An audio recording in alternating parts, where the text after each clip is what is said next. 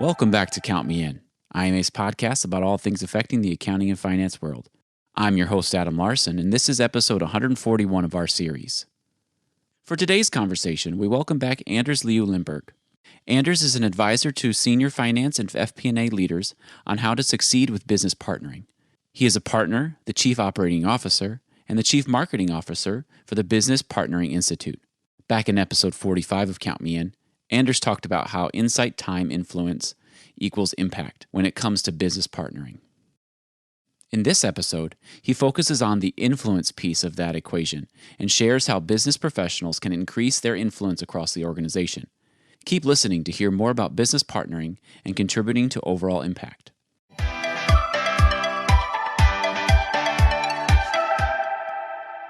So first, Anders, thank you for joining us again in our first podcast episode. I know we really talked about business partnering at a little bit of a higher level. You gave us your definition of insights times influence equals impact. And we really appreciated all that information you shared. So we wanted to bring you back. And for today's conversation, we really want to dive into the influence piece of that equation and how developing influence leads to more effective business partnering. So to start off our conversation, as far as influence goes, what is the first step? What does it take to be an influential business leader?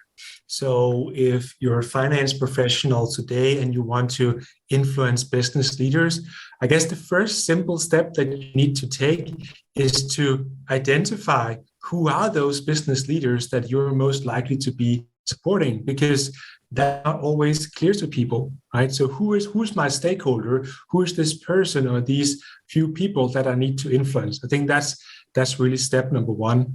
And then step number two, once you have influenced, identified them, is really to reach out to them and say, hey, I used to work in accounting and finance, and now I want to get closer to the business and, help you drive your agenda. So can we have a talk about what you're doing and how I can maybe help? Right? So then you can have the first conversation. And of course, then you build on it from there. But two steps: identify and engage. And then, we can get into the more details. And then the business leaders that you work with, they're not always just interested in data and reports, right? There's a little bit more of a relationship, I think, that has to be built, especially when we talk about business partnering. So as far as influence, how can I become part of the team?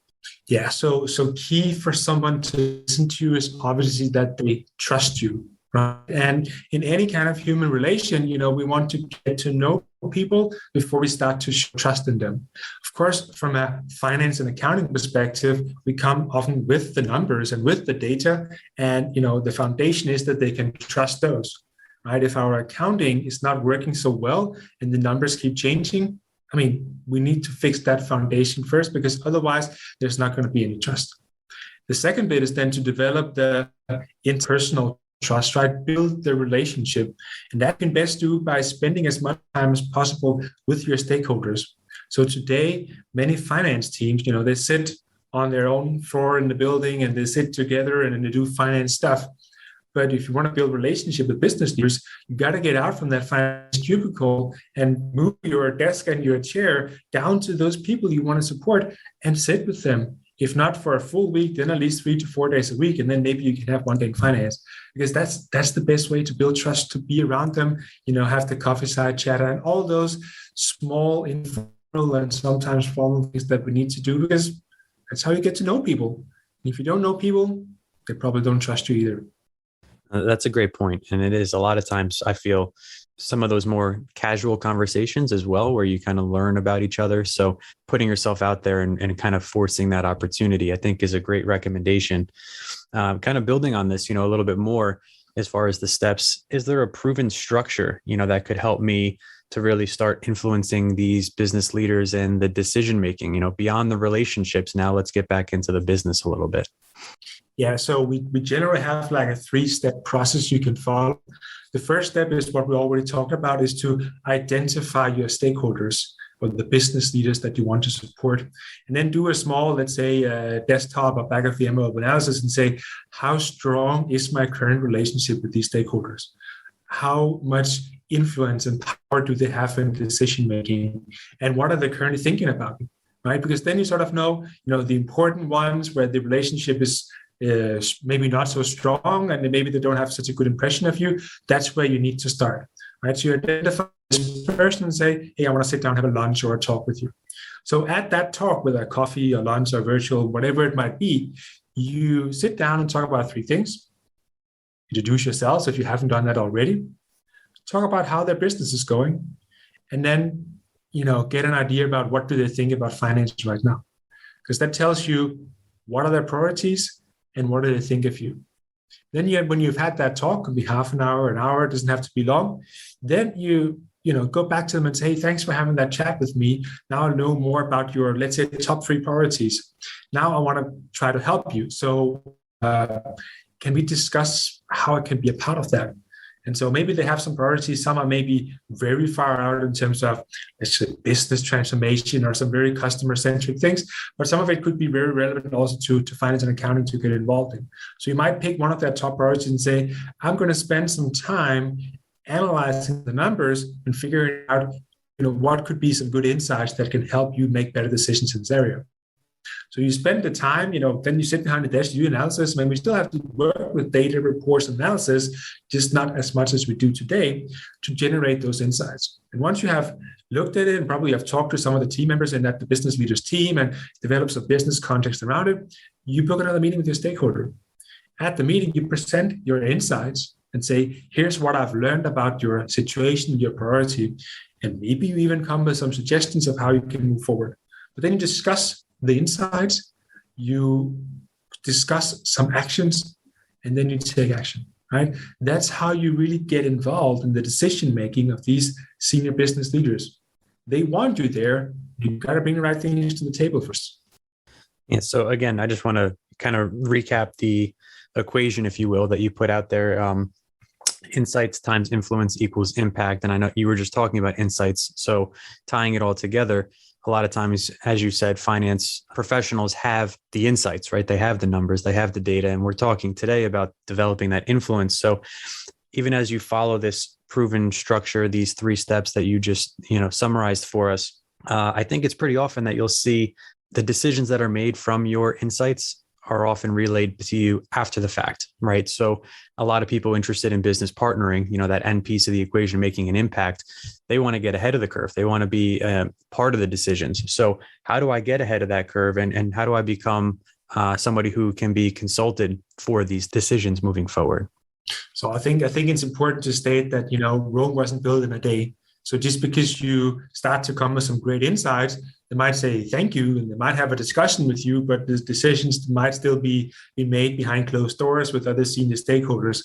But over time, as you consistently show up with great insights and you're a great discussion partner, and the insights you give leads to great decisions that leads to great, financial outcomes at the end of the day, the business leaders, they will pull you in more and more.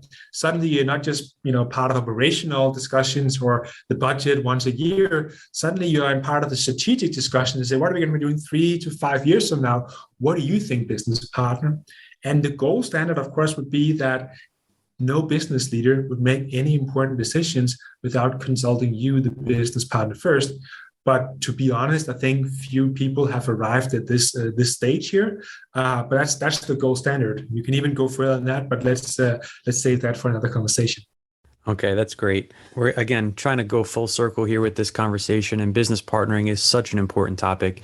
It has been for a long time, but it's really top of mind for many finance individuals today. So let's just say I'm often involved in these business leaders' decisions now. Once the decision is made, maybe I don't get the progress, the results, right? What happens afterwards then? What's really my role? How do I continue to maintain and be a part of that conversation? Yeah, and I think that's a great point, right? Because we often talk about business partnering as a means to making better decisions in the company. But we also know that just because the decision is made, it doesn't mean that action or the right action is taken, or it could even be the right action is taken, but it doesn't lead to the desired outcome, right? So the execution part of it, while the business partner is not out there moving the nuts and bolts of things that needs to be done, he or she can follow up on these things, be the catalyst that ensures that is taken. And then once action is taken, you follow up on the results. Did we achieve what we wanted? If yes, maybe you can push for more. But if no, you should be part of the conversation to figure out why, maybe even do that independently, and come with new suggestions for what to do instead, right? So business partnering is an end-to-end activity, starting with, getting hold of the data and the numbers through to making the decision and going through the whole execution and feedback loop where, so it's a circular. And I think that's very important. It doesn't stop once the decision is made, right? You have to be part of the whole thing. So I do want to ask one more question, if that's okay. And we can maybe use this as a preview for the next conversation, like you said, but the end result being impact, right? So if we develop this insight, we follow this full circle, the full feedback loop. And after a decision is made, finance is such an evolving function right now. What does impact really look like? And what should a business partner really kind of be focused on when it comes to analyzing the results of the decisions that have been made? Yeah, so I think, if we talk about the outcomes that we want to create as finance business partners or, the finance function in general and how we want to measure ourselves, we firmly believe there are three things to look at. The first is, are we as a business achieving the goals that we want? Could be operational, tactical, strategic, or, you name it, but are we meeting or beating those goals? That is number one. Because if we are failing as a business, we are also failing in finance. We cannot succeed in finance by improving a process or making a nice tool or something like that. We can only succeed if the business is succeeding. So that's number one. Number two is then, are you part of it? Are you part of that success? And a good measure to look at there is customer feedback or stakeholder feedback. So as a finance function or an individual with multiple stakeholders, do you actually ask for feedback? You ask, okay, so am I part of creating these results here, or am I just the person that comes with the report? Because obviously those are two different things. And, by all means, it could be that the stakeholder says, yeah, you're a great support. I love the report and I can really use it for a lot. But then you're still just doing the report. That's why we have the third step. The third step is to sort of document what have you been doing to help create this impact. And we use a simple formula there called SCRI. What was the situation? What was the challenge we faced as a business that we needed to overcome? What resolution did we come up with? And what was the impact? So you sort of, as a finance professional, so try to have a few of these impact stories documented throughout the year. So at the end of it, finance can compile for itself and say, we have these 35 fantastic impact stories that we were part of to help the business succeed. And boy, did we have a good year this year, right? So we were also part of the success as finance. So those are the three things. Are we succeeding as a business? Are we getting good customer feedback? And can we actually document and articulate what our role was in, that success? This has been Count Me In, IMA's podcast, providing you with the latest perspectives of thought leaders from the accounting and finance profession. If you like what you heard and you'd like to be counted in for more relevant accounting and finance education, visit IMA's website at www.imanet.org.